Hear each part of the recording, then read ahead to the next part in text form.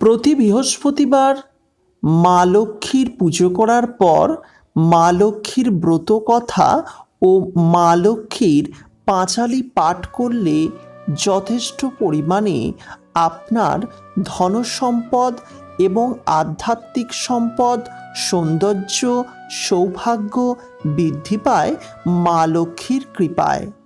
তাই ঘরে ঘরে প্রত্যেক বৃহস্পতি এবং শুক্রবার যদি আপনি সন্ধ্যা প্রদীপ জ্বালার পর বা পুজো সেরে যদি মা লক্ষ্মীর পাঁচালি পাঠ করেন, এক্ষেত্রে সংসারের শ্রীবৃদ্ধি হয়, সব দুঃখ বিনাশ হয়, সকল প্রকারের বাধা বিঘ্ন দূর হয়, আর্থিক উন্নতি হয়, ঋণ থেকে মুক্তি পাওয়া যায় এবং ব্যবসায়িকদের ব্যবসায় উন্নতি, চাকরিজীবীদের কর্মের উন্নতি, সকল গ্রহদোষ থেকে মুক্তি এবং সকল প্রকারের মঙ্গল লাভ হয়ে থাকে।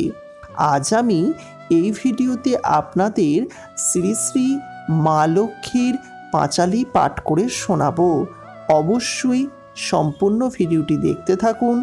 ভালো লাগলে চ্যানেলটিকে সাবস্ক্রাইব করবেন এবং অতি অবশ্যই নিচের কমেন্ট সেকশনে লিখবেন জয় মা লক্ষ্মী।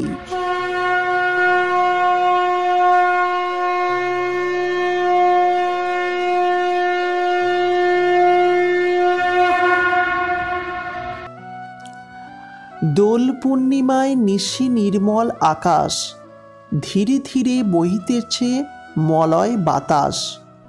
বৈকুণ্ঠতে একাশনে লক্ষ্মী নারায়ণ, করিতেছে কত কথা সুরে আলাপন। সৃষ্টিতত্ত্ব জ্ঞানতত্ত্ব কত কথা হয়, শুনিয়া পুলকিত হয় দেবীর হৃদয়। অকস্মাৎ দেবর্ষি নারায়ণ স্বরে, আসিলেন ভক্তি চিত্তে বৈকুণ্ঠ নগরে। প্রণাম করে দেবর্ষি বলেন বচন, মর্তে দুর্ভিক্ষ মাগো কি ভীষণ। ঋষি বলে মা তুমি চঞ্চলা মন, সর্বদা ঘোর ভ্রমণ হতে ভুবন। মর্তবাসী তাই দেখে কষ্ট কত পায়, দেখি তাহা কেমনে মর্ম প্রাণে সয়। অন্যাভাবে লোকের কত কষ্ট ভোগে, মরিতেছে অনাহারে কি ভীষণ রোগে। ধর্মাধর্ম লোকে সবে ত্যাগ করে দেয়, স্ত্রী কন্যা বিক্রি করে ক্ষুধার জ্বালায়। দুর্ভিক্ষ হইলে শেষে মরে জীবগণ, দয়া করে মাগো তুমি করো নিবারণ। এই দুর্দশা দেখি প্রাণে নাহি সয়, করো নিবারণ মাগো হইয়া সদয়। নারদের বাক্য শুনি কহেন হরিপ্রিয়া, বিষ্ণু মাতা আমি দেবী বিষ্ণু জয়া। যে যেমন করে সে তেমন পায়, যে দোষের কর্মফল করে হায় হায়। মহামায়া স্বরূপে নারী সত্য বচন, মর্তবাসী না মানে এই কথন। সদাচার কুলশীল দিয়া বিসর্জন, ঘরের লক্ষ্মীকে করে সদা বর্জন। এমন মনুষ্য জাতি মহাপাপ করে, কর্মদোষে লক্ষ্মী ত্যায্য তাহারে। নারীর পরম গতি স্বামী ভিন্ন কেবা, ভুলিয়েও না করে নারী প্রতি পদসেবা। যথায় স্বেচ্ছায় ঘুরিয়া বেড়ায়, গুরুজনে নানা কটুবাক্য শোনায়। সর্বদা হিংসা করে না মানে আচার, হিংসাতে তার মজে সংসার।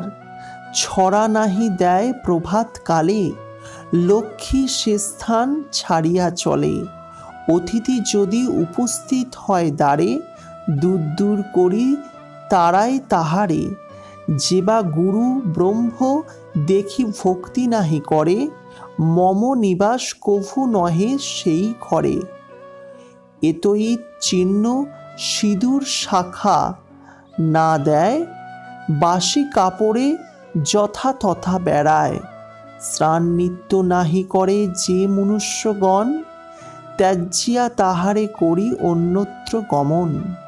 তিথিভেদে যে বা নিষিদ্ধ দ্রব্য খায়, হই না কভু তার ওপর সদয়। যে মনুষ্য ভক্তি ভরে একাদশী না করে, কদাপি নাহি থাকি তার ঘরে। উচ্চ হাসি হাসিয়া যে নারী ঘোরে, গুরুজন দেখি ঘোমটা নাহি টানে। বয়োজ্যেষ্ঠ দেখি যারা প্রণাম নাহি করে, সন্ধ্যাকালে ধূপদীপ নাহি দেয় ঘরে। ঠাকুর দেবতা আদি কভু নাহি পোজে, সাধু সন্ন্যাসী দেখি হাসাহাসি করে। এমন নারী যে গৃহে বসতি রয়, লক্ষ্মী ত্যায্য তাহাকে জানিবে নিশ্চয়। এত বলি লক্ষ্মী দেবী বলেন মুনিকে, কর্মদেশে মনুষ্য নিজ ফল ভোগে। ঋষি বলে, মাগো তুমি জগৎ জননী, সন্তানকে করো ক্ষমা হে সনাতনী। দূর করে দাও মা ভীষণ মহামার, বর দিয়ে জীবেরে করো নিস্তার। এই বলি বিদায় হইলেন মুনিবর, চিন্তায় রইলেন কহেন নারায়ণী। কহ কহ কৃপাময় প্রভু নারায়ণ, কিরূপে নিস্তার পাবে জীবগণ। লক্ষ্মী দেবীর কথা শুনে কহেন জনার্দন, শুনি দেবী মন দিয়া আমার বচন। তুমি যে পরমা প্রকৃতি দেবী ভগবতী, তোমার কৃপায় দূর হইবে অনাসৃষ্টি। যে জন গুরুবারে লক্ষ্মীব্রত করে, সুখে জীবন কাটিবে তোমার বরে। লক্ষ্মী কভু নাহি ছাড়িবে তাহারে, জীবনান্তে আসিবে সে বৈকুণ্ঠ নগরে। মর্তে গিয়া করো এই ব্রতের প্রচার, তোমার কৃপায় দূর হইবে অনাচার। গমন করেন দেবী লক্ষ্মী হরির কথায়, প্যাঁচাকে মর্তে আইলেন জগৎ মাতা। অবন্তী নগর পাশে এক বনে, তথা আসি মা কমলা উপস্থিত হন। হেতায় ছিলেন ব্যবসায়ী ধনেশ্বর রায়, অগাধ ধন 14 কুল বসি খায়। পত্নী সুমতি ছিল 7 কুমার, সংসার ছিল তার লক্ষ্মীর ভাণ্ডার। যথাকালে ধনেশ্বর করিল গমন, সেই বিধবা হন ধনেশ্বরী। সর্বদা কলহ করে সপ্তবধূগণ, মারমার কাটকাট হইল সর্বক্ষণ। সংসার রচিল যে তাহা মতো যায়, সুখের পরিবার হইল ছারখার। এই দুঃখে ধনেশ্বর পত্নী ভীষণ শোকে, বন গমন করিল জীবন ত্যাজিতে। এই বনে বিদ্যাবাসী করে হায় হায়, এ বুঝি লেখা ছিল বিধাতার খাতায়।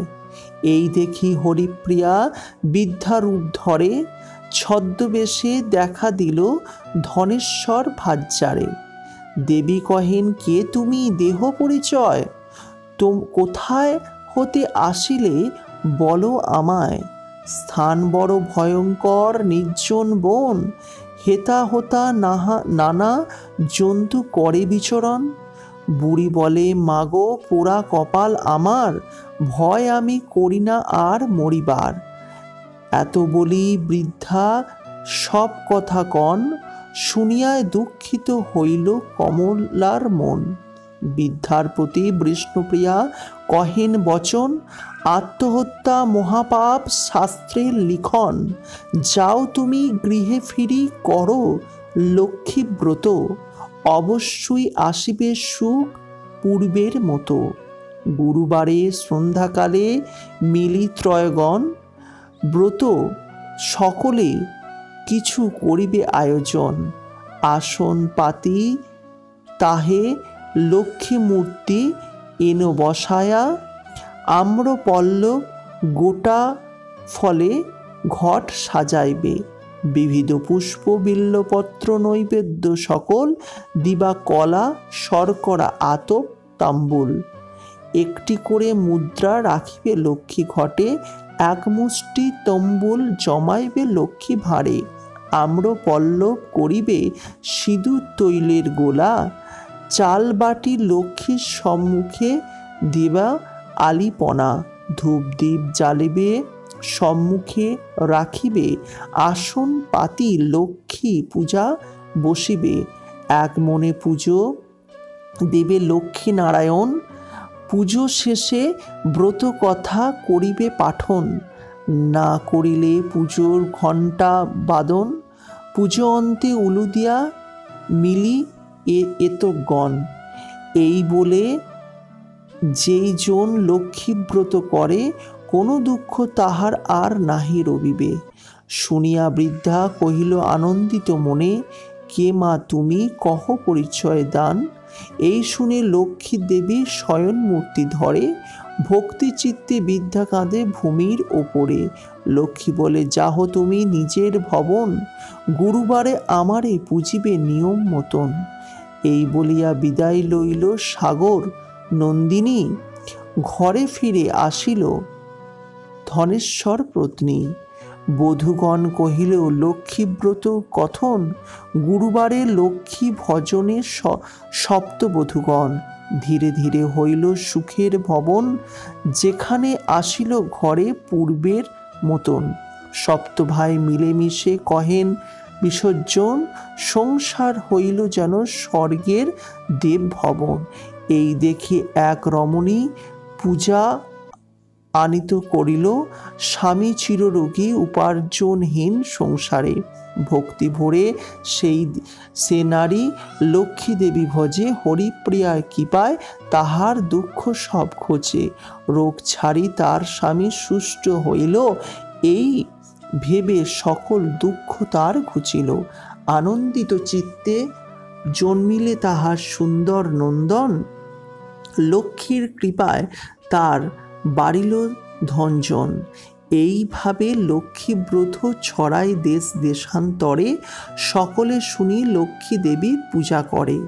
লক্ষ্মীর কৃপায় সকলের দুঃখ চলে যায়, কমলার কৃপায় সকলের ওপর বর্ষায়। একদিন লক্ষ্মী পুজো করে বামাগণ, আসিল এক বণিক তাহাদের সদয়।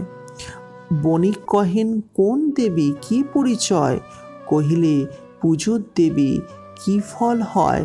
বামারা বলেন ইনি লক্ষ্মী দেবী জগৎ জননী, লক্ষ্মীর কৃপার সুখে রহে ব্রতনী। গুরুজন বারে এই জন লক্ষ্মী পুজো করে, অবশ্যই থাকিবে সুখে কমলার বরে।